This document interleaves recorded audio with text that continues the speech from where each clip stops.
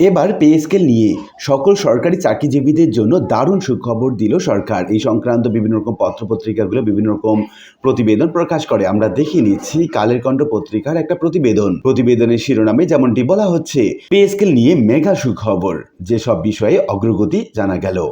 আমরা দেখে নিচ্ছি পত্রিকায় যেমনটি বলা হচ্ছে, বহুল প্রতীক্ষিত নবম জাতীয় পে স্কেল বাস্তবায়ন প্রক্রিয়ায় আবারও গতি এসেছে। ইতিমধ্যে পে স্কেল বাস্তবায়নের আগে জুডিশিয়াল সার্ভিস পে কমিশনের প্রতিবেদন পর্যালোচনা এবং প্রয়োজনীয় সুপারিশ তৈরির জন্য 7 সদস্যের একটি উচ্চ পর্যায়ের কমিটি গঠন করেছে সরকার। কমিটির সভাপতি করা হয়েছে অর্থ এবং পরিকল্পনা মন্ত্রী আমির খসরু মাহমুদ চৌধুরীকে। সম্প্রতি এই বিষয়ে একটি প্রজ্ঞাপন জারি করেছে মন্ত্রী পরিষদ বিভাগ। প্রজ্ঞাপনে বলা হয়েছে, Bangladesh judicial service pay commission 2025 এর প্রতিবেদন পর্যালোচনা করে প্রয়োজনীয় সুপারিশ প্রণয়ন করাই হবে কমিটির মূল দায়িত্ব।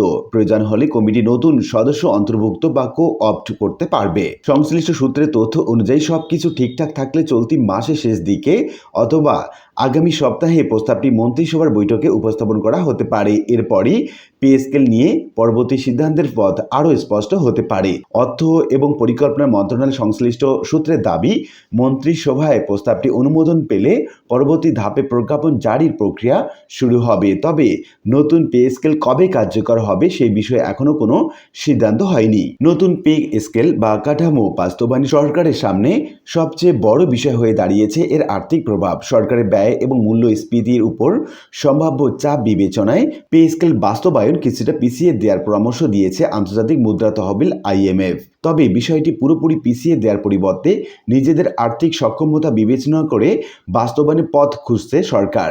প্রয়োজনে ধাপে ধাপে নতুন বেতন কাঠামো কার্যকর করার বিষয়টিও বিবেচনায় রয়েছে। 2015 সালে অষ্টম জাতীয় পে স্কেল কার্যকর হওয়ার পর দীর্ঘ সময় ধরে নতুন কোনো জাতীয় বেতন কাঠামো ঘোষণা করা হয়নি। এ সময়ে সরকারি চাকরিজীবীদের বেতন প্রতি বছর নির্ধারিত হারে বাড়লেও জীবনযাত্রা ব্যয় এবং মূল্যস্ফীতি উল্লেখযোগ্যভাবে বেড়েছে। এর পরিপ্রেক্ষিতে নবম জাতীয় পে স্কেলের দাবি জোরালো হয়। 2025 সালের জুলাইয়ে নবম জাতীয় পে কমিশন সরকারের কাছে প্রতিবেদন জমা দেয়। প্রতিবেদনে সরকারি কর্মকর্তা এবং কর্মচারীদের মূল বেতন 100 থেকে 140% পর্যন্ত বাড়ানোর সুপারিশ করা হয়েছিল।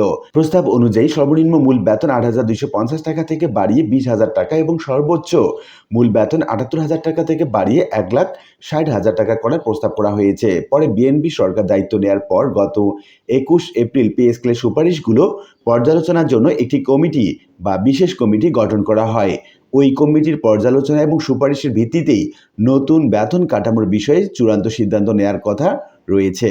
অর্থনীতিবিদদের হিসেব অনুযায়ী প্রস্তাবিত বেতন কাঠামো পুরোপুরি বাস্তবায়ন করা হলে সরকারের বার্ষিক ব্যয় উল্লেখযোগ্যভাবে বাড়তে পারে। অতিরিক্ত ব্যয়ের চাপ সামাল দিতে রাজস্ব আয় বাড়ানো এবং সরকারি ব্যয় ব্যবস্থাপনায় আরও দক্ষতা আনার প্রয়োজন হবে। এদিকে নতুন পে স্কেল নিয়ে প্রত্যাশা বাড়ছে সরকারি চাকরিজীবীদের মধ্যে।